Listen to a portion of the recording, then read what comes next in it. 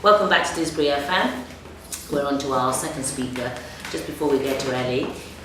Don't forget the marathon man. Do you all remember the chap from the Art of Tea is doing his marathon? Don't forget to support his fundraising. Please donate to Hope for Children and text message. So there's a leaflet there that you can all see, and I'll say more about it a bit later. Also, the Poppy Path. You remember Tom Westcott and the volunteers from Didsbury Park. The Poppy Path is doing very well, and the campaign is excitingly hurrying on. And tomorrow there will be a crowdfunding page which is live and launched. So if you'd like to donate to the Poppy Project, just go to crowdfunding, type in Poppy Path, and it will come up. In the meantime, welcome back. Elle, welcome to Didsbury FM. Can you tell us your full name, please? My full name is Elle. Right, formal. But I think most people know you as Elle. No, most people know me as Elle.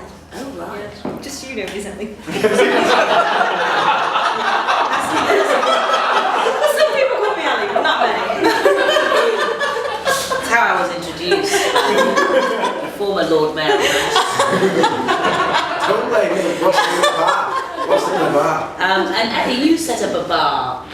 Can you just say the name of your bar? It's not called Ellie's Bar, it's called Reasons to be Cheerful. And that's on Fogland. It's on Fogland. We don't need a precise location, some people know already, but it's next to the uniform shop. It's next to the uniform shop, yeah. Excellent. Now, I want to find out a bit more, please, about, we call it a bar, but it's a bar stroke cafe. It's not really a cafe, it's bar stroke pub, I would say. I call it a beer cafe. Well, when I started out, I called it a beer cafe. Because I wanted people to feel like it wasn't going to be a horrible bar. Yeah. But yeah, it's more pubby than anything, I think. Well, that's what I'm trying to go for. But yeah, you don't have to drink in there. You can drink a tea or a coffee or a soft drink. Or gin and tonic. Or a gin. Or an alcohol-free lager if you like. Oh, do have that as well. Wow, catering. Catering for all tastes. Yeah. Now, I think, is that the first bar that's on Fog Lane? No, there used to be a bar where the cake shop is now, I think. There is a bar where you are now. Which is why it took us so long to get set up, because the bar that was there before was awful. As far as I'm aware, I never went there, so I didn't know. No. Well, let's focus a bit on you and how you came to set up that bar. I don't want this to be all about the bar. The bar's great. I've not been there. I hear it's great. Lots of people including Dan. But some customers, are in here now. Yeah. Well, I thought it was just a beer bar, but then I found out it's gin and tonic. It's perfect. And wine. Yeah, and wine. So it's good. But how does a young woman come to set up a bar in that location where there hadn't, there'd been some vibes? Can we just sort of start a bit? Why did you want to set it up, and why there? A couple of reasons. One reason was because I had some money left to me. And the other reason was because I like beer. And the other reason, the last but most important reason, is because I was really ill and had been in a number of jobs that I couldn't stay in because I was really struggling with mental health problems. And so I decided that it would be probably better to work for myself and do something that I actually enjoy. Absolutely. So yeah, it was kind of a health decision. Yes. And did you know anything about setting up licensed alcohol premises? No. So I had worked in pubs. Obviously, I worked for a while in Marble Arch in town, which is quite a well-known pub, which brews its own beer, and I'd worked there for a really fierce businesswoman. So I kind of had some knowledge from her. But no, I had no experience of running a business or of running a pub. We like it. And so where did you get some of that knowledge from? We're all talking about ordinary people doing extraordinary things. How did you sort of get the information, the skills, and apart from the internet, all those things? Yeah, the internet, reading, a lot of reading. And working in a pub obviously helped. I had a lot of working experience of the trade. But my mum helped me massively. She's a businesswoman. she was a massive support. And So we kind of did that together in the initial setup. We kind of worked together to get it going. But yeah, a lot of it was just feeling around in the dark, to be honest. I got a lot of help from Carl as well, and the residents around. Yeah.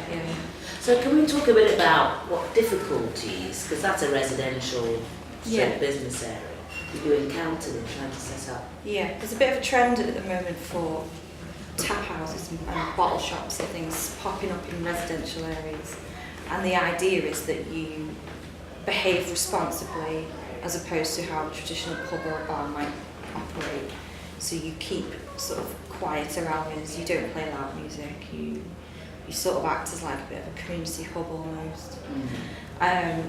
So there was that business model that we had to sort of communicate to people, to the council, because we needed to get planning permission, and to local residents and stuff like that. So yeah, there was that sort of initial communication issue that a lot of the planning department at Manchester City Council were completely rubbish.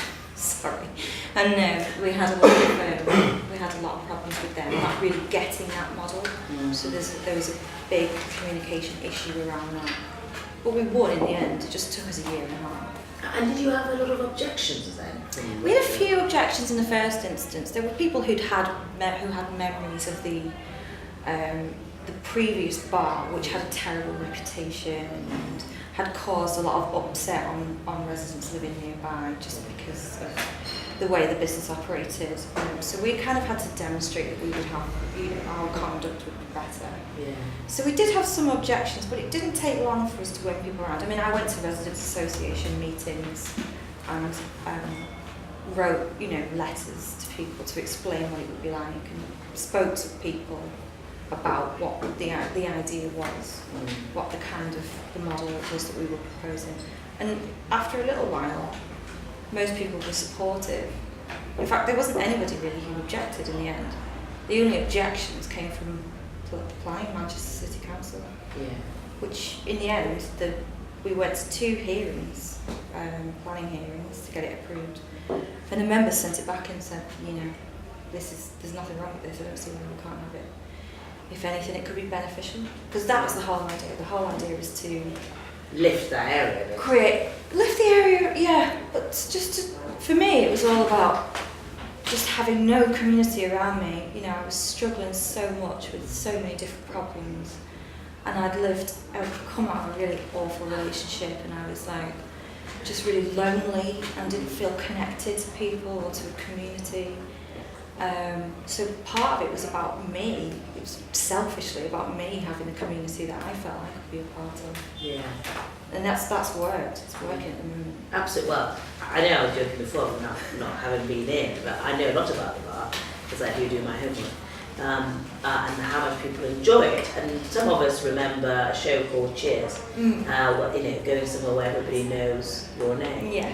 And it is very much a bar where you could just go on your own and stand at the bar and have a drink if you want to. It is a safe space. Alcohol, so you really created that, from something so personal to a community. Women can feel safe drinking alone in there. Yeah. People are comfortable. There is a friendly vibe. People are kind to one another. It's kind of like Cheers. Everyone gives each other a bit of a hard time, and it's fun, and we all have a laugh. Yeah. But I've made so many friends doing this. I've met Carl and Simon. They become my friends. I went to one of my regulars' weddings yesterday. Wow. So yeah, it's great. We're having a great time. Well, we're looking forward to being hosted in there. I know you keep saying it's more. It's not an appropriate venue. It's fine. No, it's fine. So one of the things I wanted to ask you, though, that we are, in a culture now where pubs are closing. Yeah. Thousands of pubs are closing. Yeah. And bars. So I wondered just sort of how you're getting on, and then whether you've thought about how to keep open. I know we've got Professor O'Doherty, he can help us with some management and business ideas. But have you got some plans about just keeping on going? It's a great place. How to just so you've got longevity. Yeah, knowing exactly what you are doing, like what is your single message, what is your mission, getting that right is so important. I think there are a lot of pubs that are closed because they're struggling to find, you know, what the kind of message is in amongst it all. They're trying too many things, getting a bit confused. You know, a lot of pubs are tied into deals that are rubbish, you know, that aren't good for them, and it means that they're just losing money all the time. We're really independent, you know, I don't have any ties, I'm not obliged to do anything for anybody, it's just I put on what I want to put on. For me, it's the pub and what you sell, your product, is second to what you offer as a business to people. So, you know, the community element of it and that place of safety and that sort of friendliness and that cheersy, you know, kind of atmosphere is what makes it work, you know, and the communication aspect of it as well, making sure that people know that we do that. Yeah. You know, talking to people through social media is, you know, keeping it going a lot as well. Yeah, and they're very engaged. Yeah, be really engaging. Yeah.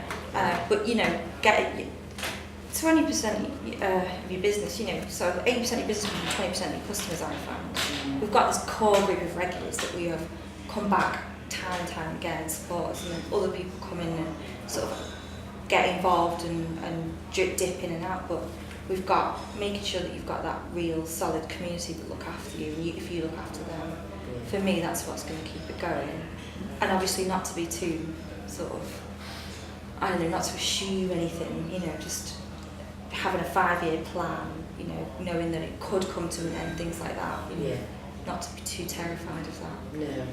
And to move with how the trends are going as well, I guess. Yeah, absolutely. Just, I mean, there's a massive craft beer scene in Manchester, you know, Dan will tell you about that as well. Yeah. Like, it's amazing. We've got one of the best breweries in the world in Manchester.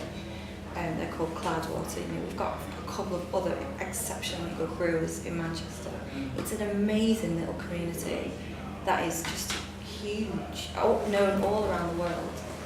You know, there was a beer festival a month or so ago held, which brought big breweries from all over the world to Manchester. It was the most amazing amount of tourism into Manchester. It nearly didn't go ahead because of the licensing issue. Now Didsbury stepped in and sorted it all out. You know, it's just a massive scene going on in Manchester, and all these little independent businesses around it are keeping it going, and that is huge, really good. I'm grateful for your comment. And great, Yeah. local economy. Now, I want to ask you about sexism. Right. You're a woman. Yes. Thanks. It's all right, and I'm a woman. So I wanted to ask about a woman in the beer industry, and you set up Women in Beer, which I just love. How did you find being a woman setting up, not just a bar, but being a woman talking about beer, dealing with men? You know, it's quite a sexist industry, and it's quite male dominated. It's really male dominated, yeah. There's not a lot of women brewing beer. There's not a lot of women speaking out about the misogyny that you come across. Well, there is now, but there wasn't, obviously. There are schemes that have to be in place, like Ask for Angela, just so that women can feel safe in pubs and bars sometimes. It's ridiculous, you know, sometimes you get treated, you know, like I get called barmaid all the time, it just really annoys me. I'm not a barmaid, no woman is a barmaid. You know, they're employed by the business to work in a pub. I own that business in that case, you know. It's difficult, I tend to call it out, to be honest, when it happens. I've encountered so much sexism in the industry, so many men who don't think that women can understand beer or drink beer properly, or why would a woman drink beer? I get comments, you know, at all kinds of festivals, like, we see a lot more women drinking pints of beer these days, don't you? Just rubbish like that, and just think, this is completely unacceptable, you know, that's just, of course we drink pints, you know, it's just daft. So yeah, they could come across some stupid stuff. Yeah, whenever you talk about it online, there's a lot of criticism coming through, just from men who just get really frustrated that women are now starting to call it out. Yeah. But I just, you know, you just rise above it, you tell them off, and you just continue to push that message through interacting and, you know, being part of the scene. that that is that it's changing. And recently I did an International Women's Day tap takeover, so I put beers on. Yeah, They were all brewed by women, made on International Women's Day, to support that to raise that message more, that there are so many women in the industry, in beer, doing amazing stuff, and just that's kind of not being recognised more, really. Yeah. But inclusivity in the industry generally, so just anything, calling out homophobia, calling out sexism, calling out racism, all of that, that's changing in pubs now. If people are being, in any way inappropriate at reasons to be cheerful, I would definitely call them out on it. Yeah.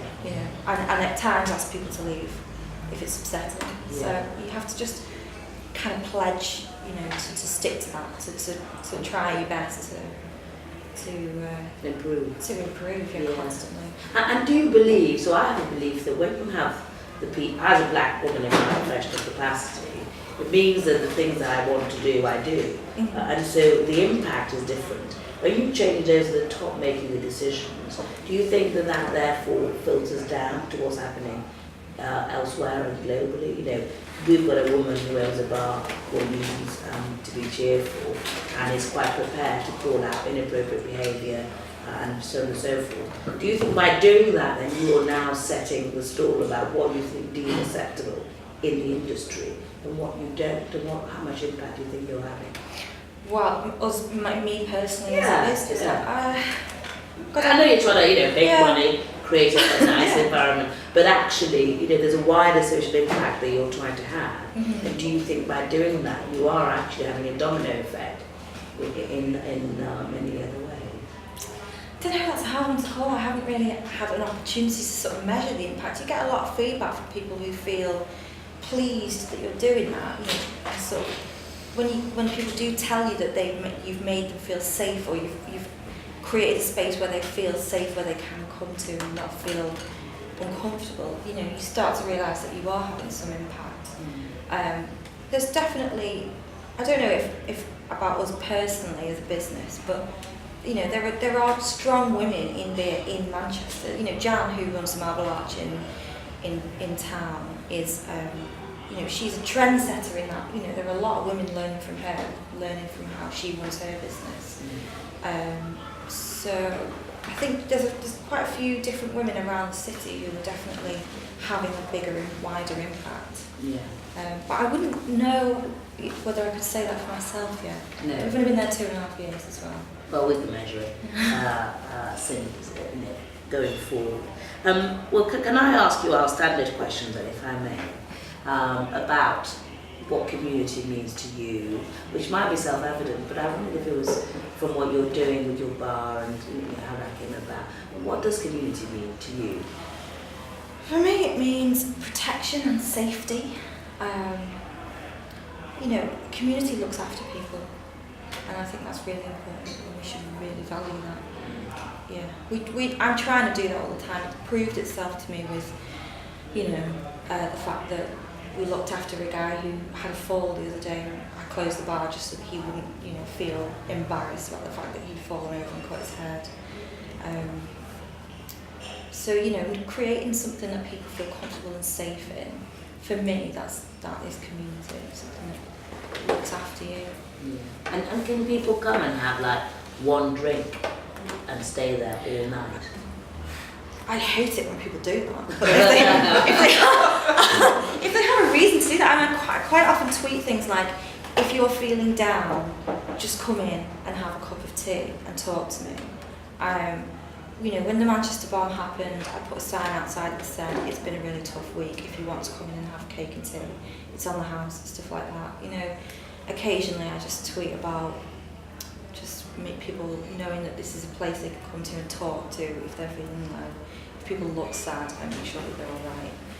There's no judgment or anything like that. You're not obliged to come in and spend a lot of money. Just stuff like that, I think is really important. It's really important. Yeah. And so what would you do with £1 million?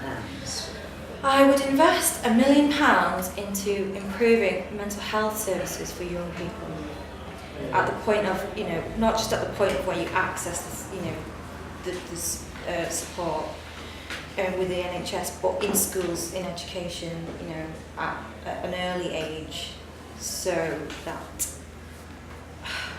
we have less young suicide, so that we have less, you know, young people who go into the world of work and just completely, you know, unravel and just struggle with life because they've never ever understood what it means to talk to someone about how they feel or something like that, you know. And I think that, you know, there could be so much more done to support people, you know, with mental health problems, and starting at an early age is really, really crucial. So I would definitely do that. Well, let's have a round of applause.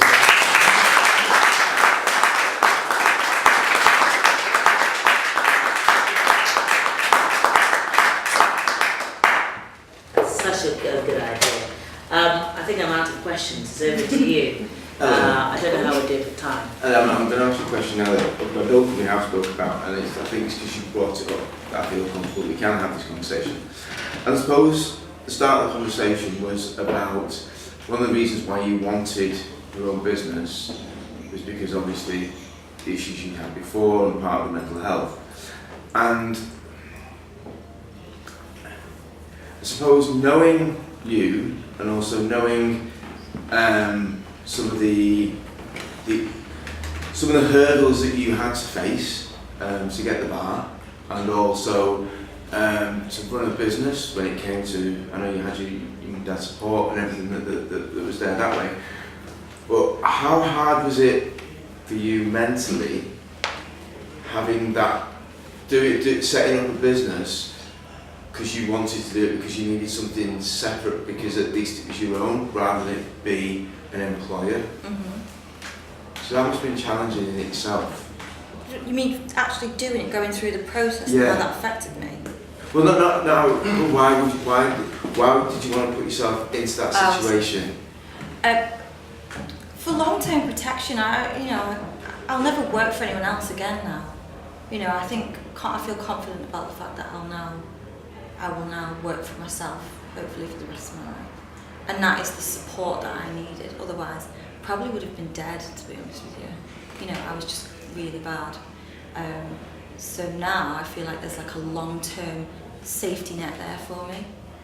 And so I knew that it would be tough in the first instance, and obviously putting yourself through that just did seem a bit ridiculous at the time, and still does a bit, but knowing that I had to do it, otherwise, you know, I would have lived a shorter life was kind of the motivation to keep me going through that, really. Well done, you. Well done. Yeah, thank you. Mark. Hi. Do you think having your business has helped with mental health challenges? Yes and no. Yes, because it's given me what I ultimately wanted, which was that community and that kind of sense of purpose and safety. You know, it's still really hard. I still have difficult days. You know, I obviously still, I have to, medicate myself and stuff like that to keep going. But in the long term, yes. Sometimes I have to keep reminding myself, that there is a real reason why you're doing this.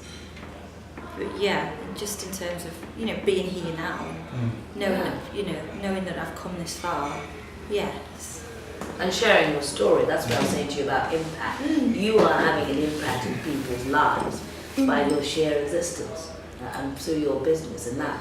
Yeah, and that's, we will applaud you for that. Yeah, and everybody kind of wants that a little bit, don't they? People want to have a positive impact on other people's lives, and I want people to have, this to have a positive impact on my life, and knowing that what we've done is the right thing, that's definitely good for my mental health. To see how far we've come and how well it's going, and the fact that we're successful is good. We won a couple of awards and things like that. It's amazing. But the most important thing is that my regulars invited me to their wedding.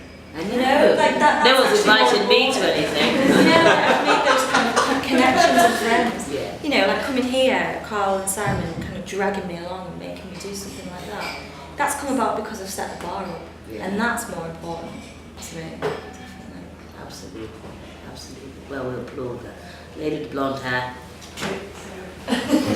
So Manchester's quite famous for having hugely successful women-run bars. I think a bar in Mantos, and I'm wondering, it might be a bit sexist here, but is it because when a woman runs a bar, she doesn't focus on profit? I mean, everything that you talked about the community, about setting up your locals, you haven't mentioned making money at all. Do you have any sort of drive to say, let's open reasons to be cheerful too, let's expand, or is it more about just perfecting what you have? I don't know, do you think the drive is maybe different? A lot of it is about perfecting what I have, constantly working on what I have. Profit is important, I think. You know, we have to run a business and being serious about that. You know, we are making a profit, and I have 4 members of staff. You know, that's good, and it needs that. Don't have very much drive to open a second bar. I'm not actually really a natural business person, to be honest with you, although I am doing my level best, you know, to run a successful business. The community element of it is just so much more important to me. I'm not really, profits aren't really what drive me at all, and that might not be a very good thing from a business perspective. It might make you a bar, but it makes me happy.